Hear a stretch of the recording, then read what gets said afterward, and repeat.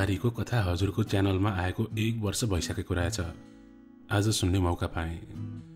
साँच्चै आफूले आफ्नो पन दिलाउन हजार कोसिस नि कम लाग्छ। पहिलो लकडाउनमा म घरै बसेकी थिएँ। तोरी उखाल्ने, मकैको लागि मल बोक्ने काम थियो। मैले कहिले यस्तो काम गरेकी थिइनँ। म बारीमा एक्लै जान पनि सक्दिनँ। म त्यसरी घाँस दाउरा एक्लै गर्न जान सक्दिनँ। मलाई मनमा छुट्टै डरको पैदा हुन्छ। यो मेरो कमजोरी मान्छु म। मम्मी साथी लगे तोरी उखाल्न, उखाले पनि। तोरी झार्नु भयो, तेल पनि पेल्नु भयो। तर म काठमाडौँ आउने बेला मेरी सासु आमाले नन्दको लागि मात्र तेल हालिदिनु भयो। श्रीमानलाई मैले त्यत्रो दुःख गरेँ, लौ न त आमा छोरी नुहाउँदा गाउँको तोरीको तेल दल्नु भनेर थोरै राखिदिने चेष्टा पनि गर्नु भएन भनेको त्यस्तो हुनुहुन्न मम्मी, बिर्सिनु भयो होला भनेर भन्नुभयो। म छक्क परेँ। हालसालकै कुरा, म राष्ट्रिय परिचय पत्र बनाउन गएकी थिएँ। मासु ल्याउनु भएको रहेछ घरमा, सुकाएर राख्नु भएको रहेछ। उहाँहरू नागरिकतामा नाम नमिलेर सदरमुकाम जानुपर्ने हुनाले चाँडै जानुभयो। आमा छोरी यो अलिअलि मासु छ, पकाउनु खानु, नानी पनि आउने भनेको छ, उसलाई पनि राख्नु भनेर जानुभयो। किचन सफा गर्ने क्रममा किचनको र्याकभित्र राम्रो खाले मासु लुकाएर राख्नु भएको रहेछ। त्यो देखेर छक्क परेँ। आज यो कथाले मलाई फेरि त्यो पलमा डोर्याएर लग्यो। असहज महसुस हुँदो रहेछ हामीलाई यो व्यवहारले। आफूले आफ्नोपन दिन जति कोसिस किन नगरोस्, बुहारीको जात चुकेकै हुन्छ। सासु आमा भक्तपुरको बाटो हुँदै चावेल बौद्ध जानुहुन्छ। यता पनि पस्नु न भने भोलि फर्किनुपर्छ भन्नुहुन्छ। तर 2-3 दिन उतै बस्नुहुन्छ। आखिर छोरीको माइती नि त्यही घर नै हो, लास्टमा पाल्ने त बुहारीले नै हो। श्रीमानलाई यो कुरा राख्छु, आइमे कुरा नगर त, बुढाबुढीलाई जहाँ सहज लाग्छ त्यहीँ बसुन् भन्नुहुन्छ। मेरो कुरालाई वास्ता पनि गर्नु भएन अनि आमा बुवालाई केही पनि भनेनन्। घरमा आफ्नो श्रीमतीसँग सर सल्लाह भन्ने केही पनि छैन। अनि आफ्नो मान्छेमा आफ्नोपन नभएपछि नारीको मन बदलिन्न र? मेरो नाम सृजना तामाङ। म हाल भक्तपुर बस्दै आएकी छु। मेरो जन्म सिन्धुपाल्चोक जिल्लामा भएको हो। 5 सन्तानमा घरकी कान्छी छोरी म, सबैको प्यारी। मैले गाउँकै स्थानीय स्कुलमा कक्षा 10 सम्म अध्ययन गरेर एसएलसी दोस्रो श्रेणीमा पास गरेँ।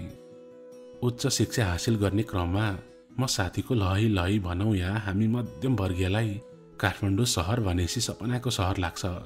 जुन ठाउँ चाहिँ मनले सोचेको मिठा सपना पूरा गर्ने थल हो। यो अन्जान सहर, पैसावालाको सहर, स्वार्थीहरूको सहर। म पनि यही सुनौलो सपना कोर्दै रित्तो गोजीका साथै भारी मनका साथ आफूलाई यो सहरमा निम्त्याएँ। मेरो बुवा म सानै हुँदा बित्नु भएको। त्यही कारण मम्मी म दाई भाउजूसँगै छुट्टै बस्दै आएका थियौँ। दिदीहरू सबैको विवाह भइसकेको थियो। मेरी एक्लै आमाले मलाई काम खोज्दै पढ्नु है भन्दै पठाउनु भएको थियो। एक्लै आमालाई छोडेर के निधाउन सक्थे र म? धेरै रोएँ। पछि थाहा पाएँ म सहर आएपछि मेरी आमा पनि रुनुहुन्थ्यो रे मलाई सम्झेर। प्रत्येक दिन म आमालाई सम्झेर डायरीमा आफूले भोगेका केही अंश समेट्थेँ। मलाई त्यो उज्यालो दिन पनि रात लाग्थ्यो। रातको त झन् के कुरा। मलाई कक्षा कोठामा कोही आफ्नो लाग्दैन थियो। म मितिनीसँग सहर पसेकी थिएँ। मितिनीले, मित मम्मीले मेरी आमालाई फकाउनु भएको थियो। केही दिन सानो मम्मीकोमा बस्ने अनि रुम लिने भन्ने कुराले। त्यही सुनेर आमाले पनि हुन्छ भन्नुभयो।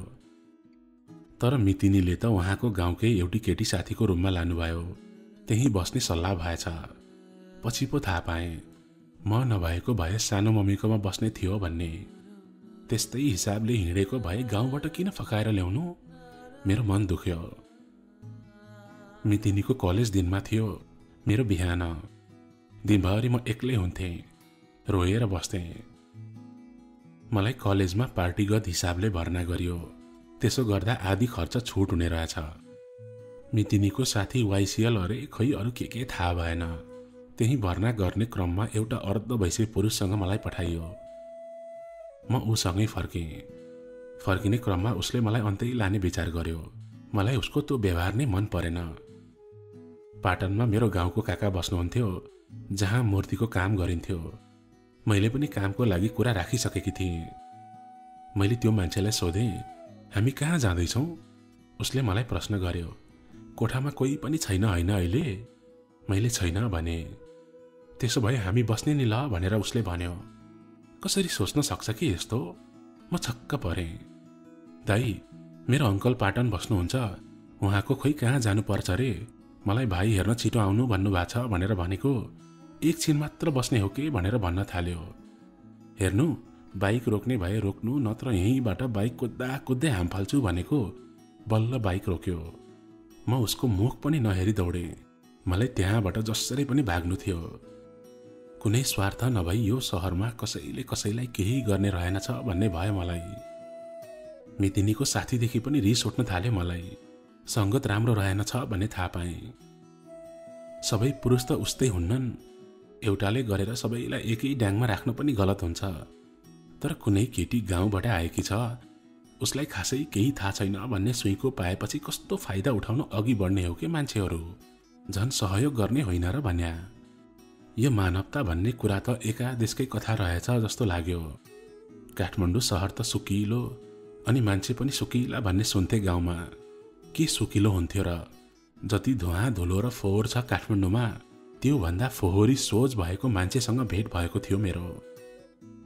समय बित्दै जाने क्रममा हाम्रो कलेज दशैं तिहार एकै ताले बिदा हुने भयो। म यति खुसी भए, यति के कुरा गर्नु। मितिनी पहिलो श्रेणीमा पास भएकोले भदौमा स्कुलको जन्मोत्सव हुन्थ्यो। त्यही क्रममा सम्मान गर्ने भएर मितिनी भदौमै गाउँ जानुभयो। तर म घर जानु अघि परीक्षा थियो, त्यो सकेपछि मात्रै बिदा थियो। ती दिनहरू यति कठिनको साथ बिताएँ मैले। आमालाई सम्झेर धेरै रोएँ। मैले काम पनि गर्न थालिसकेको थिएँ। कलेज छुट्टी भयो। मैले काम गरेको पैसा 1600 भएछ। त्यो पनि मलाई कति धेरै जस्तो लाग्यो। मेरो पहिलो कमाई थियो त्यो। मैले त्यही पैसाले आफूलाई कपडा किने। म घर आएँ। जिन्दगीमा त्यति खुसी कहिले भएको थिएन म। एउटा दुधे बालकले आफ्नो त्यो लामो रुवाईपछि दुध पाए जस्तै म पनि। त्यो छुट्टी कहिले नसकिए पनि हुन्थ्यो झैँ भएको थियो। तर छुट्टी पनि सकियो। आमाले छोरी पढ्नु पर्दैन तिमीले भनेर प्रश्न गर्नुभयो। मैले जिस्किँदै, आमा म त बिहे गर्ने, नपढ्ने भनेको। आमाले नजिस्की, झन् साँच्चै कुरा आइरहेको छ भन्नुभयो। मलाई जान्न मन लाग्यो, को रहेछ त त्यो मलाई बिहे गर्न खोज्ने भनेर। आमा भन्नु न को हो त्यो मान्छे भनेर सोधेँ। मैले चिनेको तर कल्पनासम्म नगरेको, मैले बोलेको तर कस्तो होला भन्ने कुराबाट अज्ञान। मलाई त्यो काठमाडौँबाट छुटकारा चाहिएको छ। त्यो समाजलाई उत्तर दिन चाहिएको छ मलाई।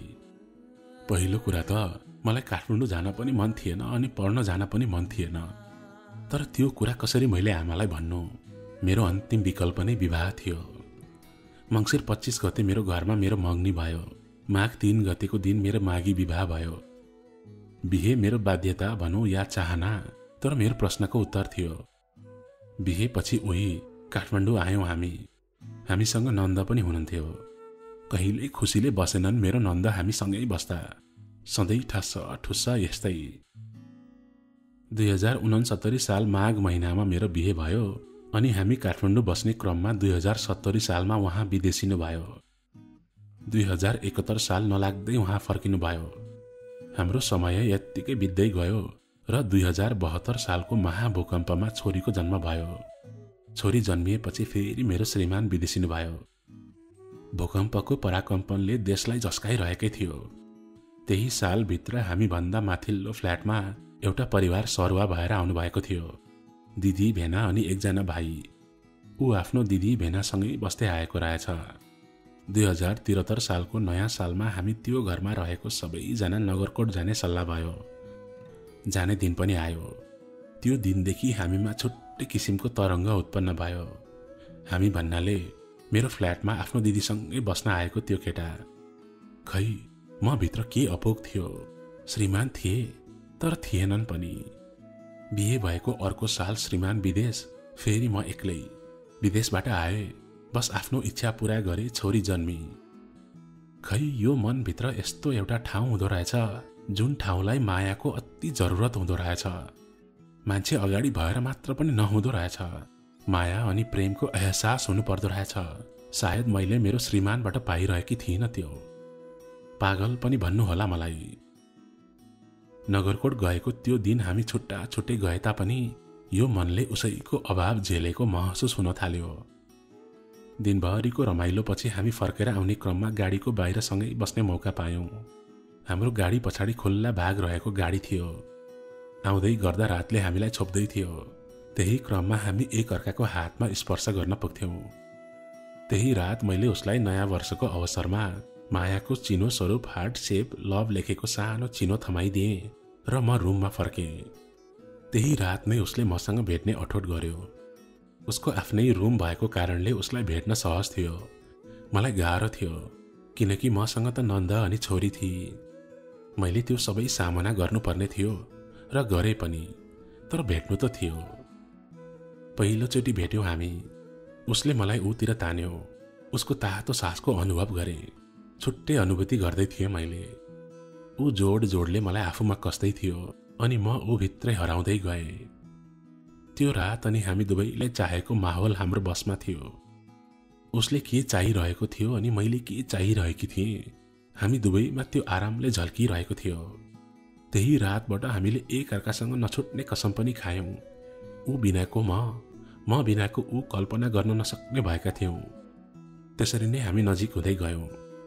म अनलाइन बसेको मन पर्न छोड्यो उसलाई। अब म उसको जस्तो मात्रै। म माथि हक जताउन थाले उसले। खुसी लाग्थ्यो मलाई। यही नै माया हो जस्तो लाग्थ्यो। मेरो फेसबुक आइडी मागे उसले। मैले उसलाई दिएँ र उसको मलाई दियो उसले। मेरो फ्रेन्ड लिस्टमा रहेको सबै केटाहरू ब्लक लिस्टमा पुगे। मेरो गाउँको दाजु अङ्कल नै किन नहोस्, मेरो इष्ट मित्र सबैलाई उसले ब्लक गरिदियो। मेरो केटा साथीहरू सबैलाई उसले ब्लक गरिदियो। उसको पनि त्यस्तै नै भयो। मैले चिनेदेखि बाहेक सबैलाई हटाएँ। त्यो बेला उसको कोही केटी साथी थिएनन्। यही कुरामा खुसी थिएँ म अनलाइन जान पनि उसको अनुमति लिनुपर्ने। मेरो श्रीमानसँग बोल्दा उसलाई साह्रै असह्य हुन्थ्यो, रिसाउँथ्यो अनि कहिलेकाहीँ खाना नखाई सुत्थ्यो अनि कहिलेकाहीँ टन्न छ्याङ खाएर आउँथ्यो। मलाई मन पर्दैन तिमी अरूसँग बोलेको, म हेर्न सक्दिन भन्दै रुन्थ्यो। अनि मैले भन्थे, मैले के गर्दा खुसी हुन्छौ तिमी, म त्यही गर्छु। अब त्यो आइडीमा धेरै अनलाइनमा नबस्ने, नयाँ आइडी बनाउने कुरा गर्यो उसले। म मन्जुर भएँ। उसले मलाई नयाँ आइडी खोलेर दियो र हामी निरन्तर त्यहीबाट बोल्न थाल्यौं। यतिसम्म कि अब ऊ म बिना एकछिन रहन नसक्ने भयो। उसले कोठा नजिकै काम गर्थ्यो। काम छोडेर दिनमा 2 चोटि कोठामा आइपुग्थ्यो। नानु, तिमीसँग मात्रै बस्न मन लाग्छ, किन होला है? सायद यही नै होला माया।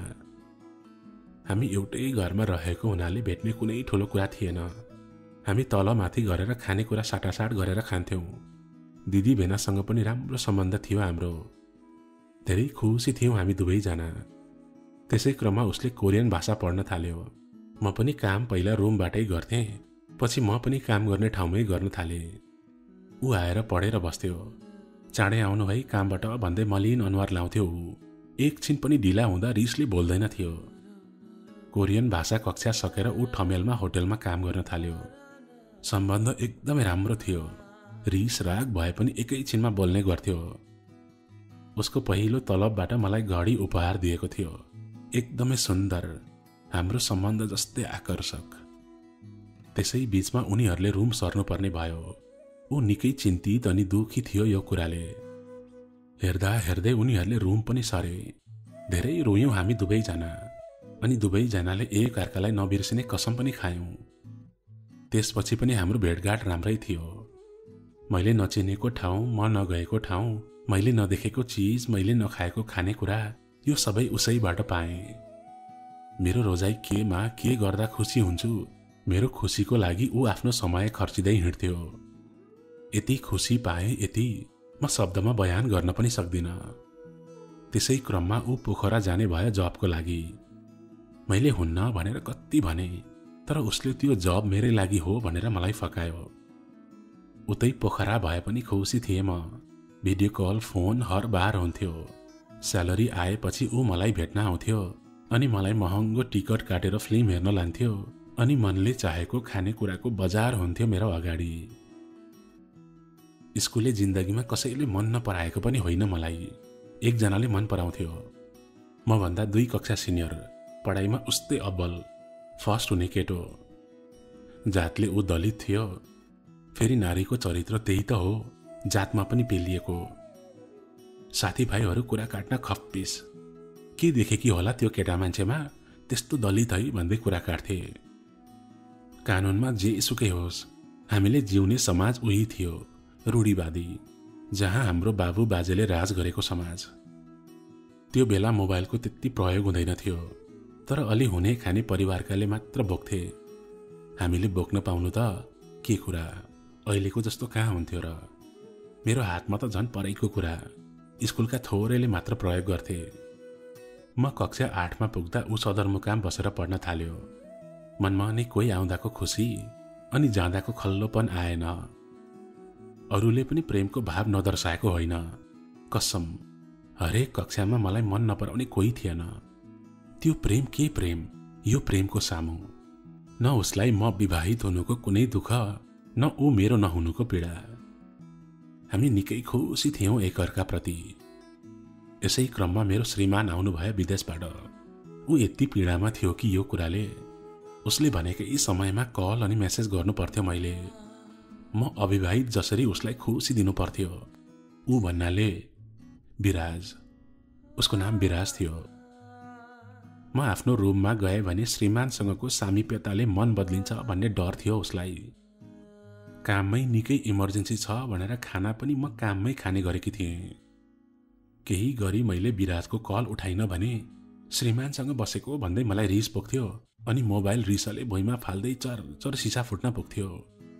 श्रीमानसँग छोरीले फुटाएको भन्दै झुट बोल्थे। छोरी मात्रै 2.5 वर्षकी थिए। मैले त्यो बीचमा निकै पीडा खेपे।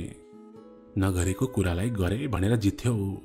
म कति रुन्थे, ऊ पनि कति रुन्थ्यो, खै के भन्नु। छुट्टीपछि मेरो श्रीमान विदेश फर्किनु भयो। विराज पनि कामको सिलसिलामा पोखरा गयो। सबै कुरा राम्रै थियो, उसमा केही परिवर्तन पनि थिएन। समयमै कल मेसेज पाउँथे। तर त्यही बीचमा उसले सँगै काम गर्ने केटीलाई मन पराएछ। मानौ उसको नाम एसबाट आउँछ। खै मलाई विराजले मेसेज गर्थ्यो कि त्यो केटीले, हामी हाम्रो सम्बन्धमा खुसी छौं, हाम्रो बाटोमा नआउनु, तिमी आफ्नो सुर गर, हामी बीचमा जे थियो बिर्सिदेऊ। यस्तो मेसेज आएको थियो अचानक। त्यो मेसेज देखेर म जस्तो लागेन। धरती फाटेर आकाश म माथि खसे झैं भयो। मलाई मुटु पोल्न थाल्यो, मन जलेर छटपटी हुन थाल्यो। कल गरे, मेसेज के लेखेको हो भने, तिमीले त हुँदै होइन बाबा, तिमीले यस्तो भन्नै सक्दैनौ। म चिच्याइ रुन थाले। मैले मेरो हात पनि काटे। त्यो देखेर, नानु केही नगर न, म तिमीले जे भनेको त्यही मान्छु, प्लिज त्यस्तो नगर न भन्न थाल्यो। कस्तो नगर? मैले मेरो श्रीमानलाई समय नदिई तिमीलाई दिएँ। तिम्रो मन दुख्छ भने चाँडै निधाएको नाटक पनि गरे। त्यो 3 महिनाको बीचमा उसँग सम्बन्ध पनि राम्ररी निभाइन। यही दिन देखाउनको लागि मैले रुँदै भने उसलाई। म विवाहित अनि छोरीको आमा भनेर थाहा हुँदा हुँदै पनि माया गरे उसले। मैले उसको जिन्दगीमा अरू हुँदा हुँदै छुट्याएर मेरो हुनु भनेको होइन उसलाई। मसँग भेट्दा ऊ एक्लै नै थियो। जबरजस्ती त माया बसेको थिएन, उसको पनि त चाहत थियो म प्रति। त्यस्तो क्रम बढ्दै गयो। मलाई ब्ल्याकमेलको मेसेजहरू आउन थाल्यो। केटीले थर्काउने, फेरि विराजले कल गरेर मैले होइन, मलाई थाहा छैन भन्ने। मलाई यति पागल बनाए कि कल्पना पनि गर्न सक्दिन त्यो पलहरू। म दिनदिनै गल्दै गएँ। खाना पनि खानु मन नलाग्ने, एक्लै बस्न पनि मन नलाग्ने। त्यहाँ पछि उसको कलहरू पनि पात्लिन थाल्यो। यता म जीवन र मृत्युसँग लड्दै थिएँ। सायद उनीहरू खुसीको दुनियाँमा रम्दै थिए होला। उसलाई खुसी दिन परिवार समाजसँग लुकामारी खेल्दै आएको म, उसले त मलाई खेलमा नै नील बनाइदियो। त्यतिकै बिचमा मिस कल गर्थे। थोरै बिजी छु भन्थ्यो, पछि गर्छु भन्थ्यो। कहिले कहिले मोबाइललाई एकछिन पनि छोडिन मैले। छातीमा राखे दिन रात उसको कलको पर्खाइमा। 2-3 महिना न खाना खाएँ न पानी नै, न रातमा निन्द्रा न दिनमा चैन। यति कष्टकर बन्यो मेरो त्यो समय। एक्लै चिच्याइ रुन्थे। रक्सी खान्थे निदाउन सक्छु कि भनेर। नाइ, त्यो रक्सीले त मलाई झन् याद दिलाउँथ्यो। धेरै मर्न खोजेँ, छतबाट हाम फाल्न खोजेँ। हाम फाल्ने बित्तिकै मरे त हो, हात खुट्टा नचल्ने भएर जिउनु पर्यो भने। त्यही सोच्थे। ओछ्यानमा नै दिन रात बित्थ्यो। केही गरेर मोबाइल बिग्रियो भने त्यो रात कष्टसँग बिताउँथे। फेरि कसो कसो गरेर भोलि पटक बनाउन लाउँथे। कल वेटिङ हुँदा त पागल हुने म रात त्यसरी बिताउँदा त के भयो होला। कसलाई भनौँ तिमी केवल मेरो भनेर, म कसलाई भनौँ तिमीले मलाई धोका दियो विराज भनेर। म त्यो समयलाई डिप्रेसन भन्छु। म चाहेर पनि खुसी हुन सकिन। बिर्सन हजार लाख बार खोजे, किन आउँछ ऊ सपनीमा, किन आउँछ ऊ मेरो अतीतमा, के कमी गरे मैले उसलाई। उसँग हुँदाको मेरो शरीर खुसी, उसले पीडा दिँदाको मेरो शरीर दुखी। माघ महिनाको अन्तिममा दिदीको छोरीको खाना खुवाइ थियो। त्यसमा विराज आउनै पर्ने थियो। मलाई त्यही एउटा आशा थियो, नानु जस्तै भए पनि नछोड्नु है मलाई, नत्र म कसको लागि जिउनु भन्थ्यो। कहाँ गयो त्यो बाचा। अनि त्यो मेसेज विराजले नगरेको भए कसरी थाहा भयो म विवाहित भन्ने कुरा त्यो पत्तोर्नीलाई। विराजले भन्थ्यो सम्बन्ध छैन त्यो केटीसँग भनेर। फेरि त्यही केटीले भन्थे हामी बीचमा किन आउँछस्, तेरो बुढालाई भन्दिम भन्थे। यहाँ त बडो गेम भइरहेको थियो मेरो जिन्दगीमाथि। 2 दिन भेटेर 2 रात सुत्दैमा आफ्नो सोच्ने त हामी सम्बन्धमा रहेको 3 वर्ष भयो। यो 3 वर्षमा उसको खुसीको लागि दिन रात दिँदा त उसले मलाई धोका दियो भने त जस्तोलाई धोका दिन के ठुलो कुरा भन्थे म मनमा नै। विराजलाई यहीँबाट प्रश्न गर्छु, यदि मसँग प्रेम थियो, मेरो राम्रो चाहन्थ्यो भने किन मेरो बारे अरूलाई भन्नु। बोल्दैमा कोही आफ्नो हुँदैन, आफ्नो त्यो हो जोसँग मन मस्तिष्क आपसे आप जोडिन्छ। कुनै स्वार्थको लागि जोडिन, म कुनै मिठो क्षणिक पलको लागि हिँडिन। मैले प्रण लिएको थिएँ, जबसम्म यो धरतीमा जिउँदो रहन्छु, जबसम्म कुनै बाध्यता सृजना हुँदैन, तबसम्म मेरो साथ हुनेछ, मेरो माया रहनेछ। माया मार्नु त यो शरीर खरानी हुनुपर्छ राजा। विवाह पूर्व 20 वर्ष आफ्नो जवानीलाई लगाम लगाउने म 2-4 वर्षको लागि खेताला जरुरी थियो र मलाई। मैले त उसलाई माया गरेको थिएँ, चोखो माया गरेको थिएँ भित्री मनबाट। उसले बुझ्थ्यो जस्तो लाग्थ्यो मलाई, मेरो मनको पीडा, मेरो चाहत, मेरो माया। यस्तै थियो मेरो लभ स्टोरी। त्यसपछि ऊ पोखराबाट आयो। उसले त खै के गरेर हातको औँला भाँचेर आएछ। मलाई लाग्छ त्यो केटीको रिसले भित्तातिर हानेर त्यस्तो भयो। मैले केही भनिन। हात चलाउन गाह्रो भयो नानु भन्यो। दुवैजना मध्यपुर हस्पिटल गएर एक्सरे गरायौं। नभन्दै हातको हड्डी चर्केछ। न उसँग पैसा थियो न मसँग।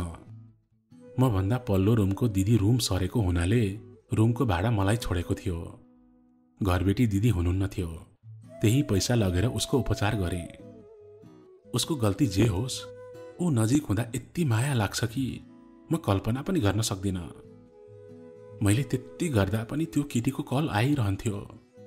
मलाई मनमा कस्तो पीडा हुन्थ्यो। जसको लागि म हस्पिटलमा स्वयं आफूसँगै हिँडेर साथ दिइरहेको छु, ऊ नै अरूसँग बोल्छ भने म के गरौँ। म त्यहाँबाट निस्केर भक्तपुरको बस चढे। मेरो आँखाबाट आँसु बर्सिरहेको थियो।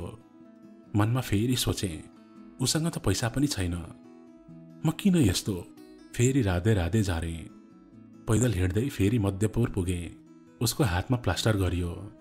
औषधि सबै बोकेर फर्क्यौं। उसले यो बिर्सियो होला सायद। मलाई त जब जब उसले आफ्नो त्यो पुरुषपन देखाउँछ, दिमागमा एक एक घुम्न थाल्छ। ऊ त्यसरी बिरामी हुँदा मैले औषधि नछुटाई खुवाएँ। ऊ निको नभएसम्म मलाई चैन मिल्दैन थियो।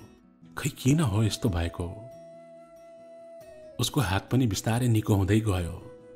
त्यो मैले गरेको सहयोगले गर्दा उसले दया देखाएको भनौँ या माया, उसले त्यो केटीसँग बोल्न बिस्तारै छोड्यो। उसले त भन्ने गर्थे भन्न त, नानु तिमीलाई माया नगरे कसलाई गरौँ। जुन हालतमा म थिएँ नानु, तिमीले मलाई साथ दिएकी छौ। उसको मनमा जे होस्, माया गर्थे म उसलाई। हामी बीचमा फेरि सम्बन्ध राम्रो हुन थाल्यो। त्यही बीचमा त्यो केटीले सबै कुरा विराजको दिदीलाई भनिदिएछ। हाम्रो सम्बन्ध यस्तो थियो कि अरूलाई भन्न पनि मिल्दैन थियो। मलाई यही दिनको त डर थियो। उसको दिदीले थाहा पाएर मलाई के भने के म सोच्न पनि सक्दिन। म कुन अवस्थाबाट उठेको छु त्यो मैले भोगेको छु मलाई थाहा छ। उसलाई पनि गाली गरेछ उसको दिदीले। उसको दिदी अनि म बीच बोलचाल पनि बन्द भयो। जे नहुनु थियो भयो, तर उसले त्यो अवस्थामा पनि मलाई नछोड्नुलाई माया मान्छु म। उसको दिदी अनि ममा सम्बन्ध राम्रो भएको कारणले नै हामी धेरै समय नबोली बस्न सकेनौं। हामी बोल्न थाल्यौं, भेटघाट पनि गर्न थाल्यौं। सम्बन्ध फेरि सुमधुर बन्यो। मायाको कुरा भन्नु पर्दा म भन्दा विराज नै पागल थियो। नानु, म तिमी बिना एक पल पनि जिउन सक्दिन। तिमीले किन यति छिटो बिहे गर्यो के? मेरो परिवार भन्दा पनि महत्त्वपूर्ण मान्छु म तिमीलाई भन्थ्यो। यस्तै फिल्मी भाषा प्रयोग नगरेको पनि होइन उसले। भागेर जान मलाई प्रस्ताव पनि नराखेको होइन। मैले नै मानिन। क्षणिक खुसीको लागि कसैको जिन्दगीलाई असर नपरोस्। उसलाई नपाएर म एकजना दुखी हुने न हो, तर मैले उसँग भागे भने 3-4 वटा परिवार बिग्रिएको म कसरी हेर्न सकूं? मेरो श्रीमान, उसको परिवार, मेरो परिवार अनि मेरो साथी संगी सबैको परिवार। म एउटी विवाहित भएर उसको जिन्दगीलाई दुःख दिने चेष्टा मैबाटै भएन। कयौं प्रश्नमा होमिएको म उत्तर मौन थियो, किनकि म विवाहित हुँ। एक दिनको कुरा हो, एकजना मान्छेसँग मेरो टिकटक मार्फत कुरा भयो। हामी साथी मात्र थियौं। उसले मलाई मन पराएको रहेछ, तर म त विराजलाई जलाउन चाहन्थे। मेरो माया के हो भनेर उसलाई बुझाउन चाहन्थे। खै कसरी हामी बोलेको उसलाई थाहा भएछ। फोनमा उनीहरू के भनेर झगडा गरे थाहै भएन, तर फोन राखेर उसले मलाई नराम्रो गरी झापड हान्यो। मैले एकचोटि मात्रै भेटेको उसलाई, त्यो पनि कफीमा छोटो भेट। उसले पत्याएन। मैले पछि कल गरेँ उसलाई। तिमीले के भन्यो विराजलाई? उसले त मलाई हात छोड्यो। त्यो केटाले त विराजलाई हामी बीच शारीरिक सम्बन्ध पनि भयो भनेर भनेछ। म त छाँगाबाट खसे जस्तै भएँ।